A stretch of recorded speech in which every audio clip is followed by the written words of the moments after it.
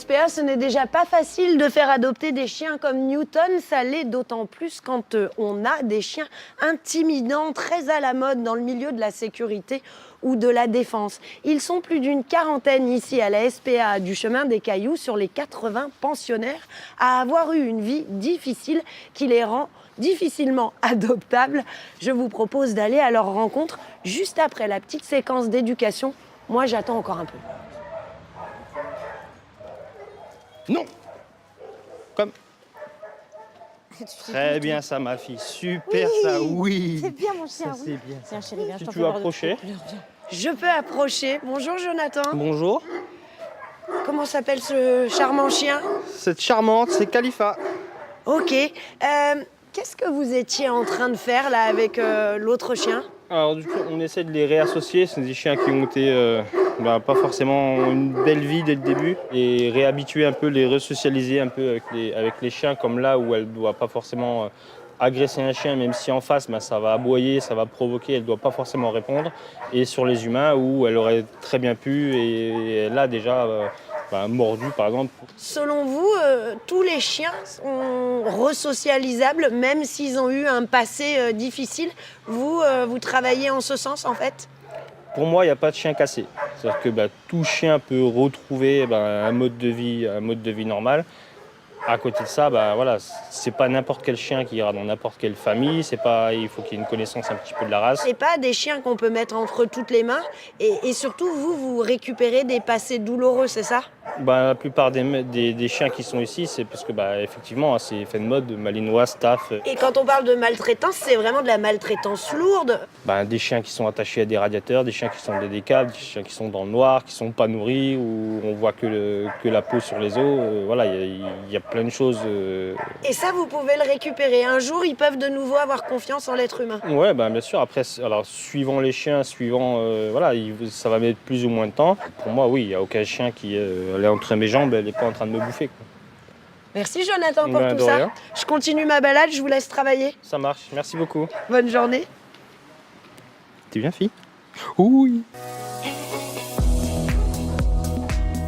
Monsieur Chemin, bonjour. Bonjour. On a vu Jonathan tout à l'heure en train de travailler avec Khalifa. Des chiens de ce type, des chiens de sécurité, vous en avez de plus en plus. Comment vous expliquez ça? Alors, c'est un phénomène de mode. Aujourd'hui, les gens sur les réseaux sociaux se rendent compte et pensent que les Malinois sont des chiens télécommandés, extrêmement faciles. Et donc, on s'oriente vers ce type de chien et généralement, on va à la catastrophe. Souvent, les personnes qui adoptent ou qui achètent ce genre de chien n'ont ni les conditions économiques, ni les conditions de domicile pour avoir ce type genre de d'animal. chien. Oui.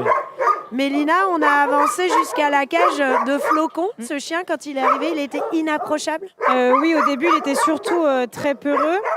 Donc, on a mis un moment avant de pouvoir l'approcher et qu'il gagne notre confiance. Ça m'a pris 7 mois. Et en fait, c'est juste qu'il a très, très peur des humains. C'est pour ça qu'il se met dans un état comme ça.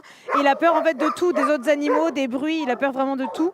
Donc là, on lui réapprend à avoir confiance petit à petit. Et c'est très long et il faut avoir beaucoup de patience. Et pareil pour les adoptants, il va falloir beaucoup de patience, du temps, de l'amour, du travail. Notre vrai problème, c'est qu'on a une législation qui est parfaitement claire, mais on a de plus en plus d'élevage clandestin, on a de plus en plus de ventes sur Internet, sur les réseaux sociaux, et il n'y a pas véritablement de prise de conscience des pouvoirs publics.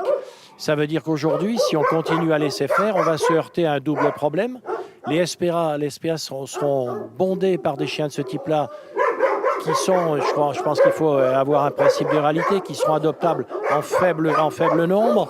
Et on va se poser la question du surencombrement. Et qu'est-ce qu'on doit faire de ces chiens-là quand on n'aura plus que des chiens comme ça en SPA? Parce qu'en fait, on est hors la loi quand on achète un chien qui n'est pas issu d'un élevage. Absolument. Seuls les éleveurs peuvent vendre des chiens. Les animaux doivent être pucés.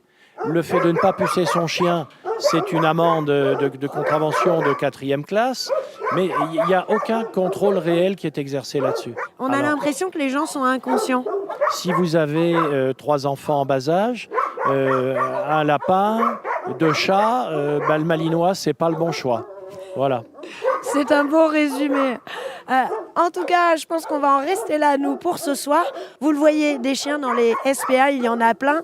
Tout le monde fait en sorte qu'ils soient adoptables. Donc peut-être que si vous voulez vous lancer là-dedans, vous pouvez privilégier des chiens qui ont besoin d'une deuxième vie. Bonne soirée à tous.